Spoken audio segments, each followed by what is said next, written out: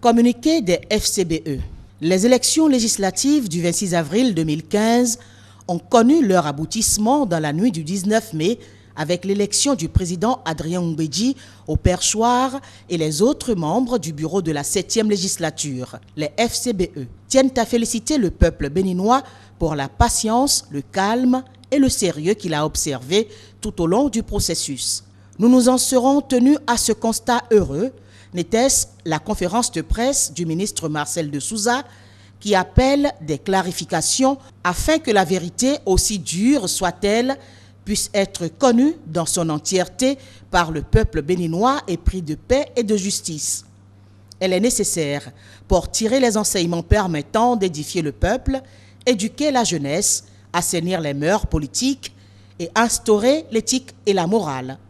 D'abord, les faits dans leur chronologie. Dans le cadre des préparatifs de l'élection du bureau de l'Assemblée nationale et de son président, dans un esprit de démocratie interne, les FCBE se sont réunis au domicile de leur leader, le président Boni Yayi, pour mettre en place la stratégie de la victoire. Ainsi, les députés élus ont retenu ensemble ce qui suit. 1. Le principe de procuration afin de simplifier et de sécuriser le vote au sein de notre groupe. Les procurations signées par tous, y compris le ministre Marcel de Souza, ont été assorties d'un serment prononcé devant le président de la République et qui se résume au respect du leadership du président Boni Yayi, à la fidélité au FCBE lors du vote et l'engagement à défendre la démocratie et la paix dans notre pays. 2. Ensuite, par fidélité au président et confiant en sa clairvoyance, tous les députés ont démocratiquement accepté de lui laisser le pouvoir discrétionnaire de répartir les procurations. Alertés de l'existence de défiance de certains ministres à l'égard du ministre Komi Kouché, nonobstant sa désignation consensuelle pour défendre les couleurs FCBE du fait de ses capacités, sa jeunesse et surtout de sa non-candidature au présidentiel de 2016, le président a obtenu des ministres députés, à l'exception de ceux pressentis à faire partir du bureau de l'Assemblée nationale, de donner leur procuration. Sur cette base, tous les députés se sont rendus à l'hémicycle et laissant place uniquement à partir de 15 heures aux seuls députés détenteurs de procuration. Déjà, à la demande de repli exécuté par tous, le ministre Marcel de Souza a boudé et n'a quitté les lieux que sur intervention du député Soumanou Alassane. 3. Après les hésitations connues de tous, le vote a fini par être enclenché par la doyenne d'âge. Le ministre Komi Kouché a alors lu les procurations pour la mouvance et le député Atao pour l'opposition.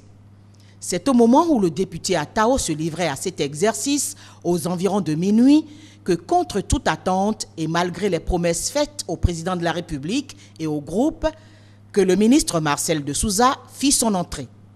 Cette apparition soudaine et inattendue a été aussitôt signalée par le député Awanvoye Bla de l'opposition à la doyenne d'âge qui a semblé la trouver inopportune.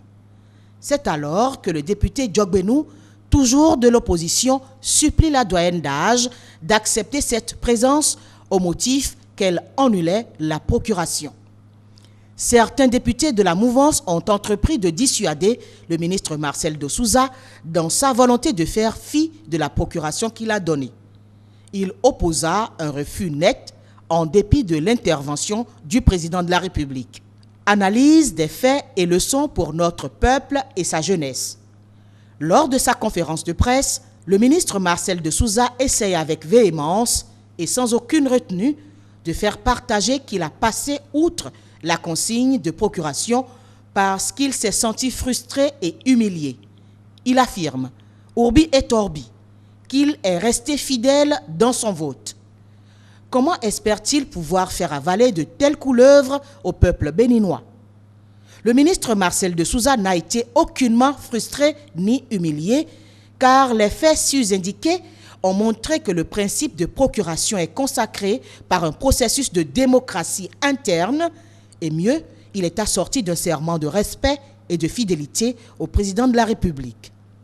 Son irruption soudaine, au moment où l'alerte a été donnée à la mouvance que, consciente d'être dépassée d'une voix, l'opposition a décidé de débaucher un député de la mouvance, quel qu'en soit le prix. En effet, comme par hasard, c'est précisément en ce moment-là que tel Brutus contre César son bienfaiteur, notre camarade sort et frappe avec, pour conséquence, cette différence d'une voix. En tout état de cause, la coordination FCBE appelle le peuple béninois et singulièrement la jeunesse à cultiver les valeurs de loyauté, d'éthique et de morale, de discipline, de groupe et de respect de la parole donnée. La coordination lance un appel pressant à tous les militants pour mobiliser et consolider nos forces en vue de poursuivre le combat démocratique et patriotique de construction du Bénin dans la paix et l'unité nationale. Enfin, la coordination FCBE félicite le bureau de l'Assemblée nationale et le président Adrien Mbedji, président de tous les députés, et souhaite bon vent à la 7e législature. La coordination des forces Cori pour un Bénin émergent.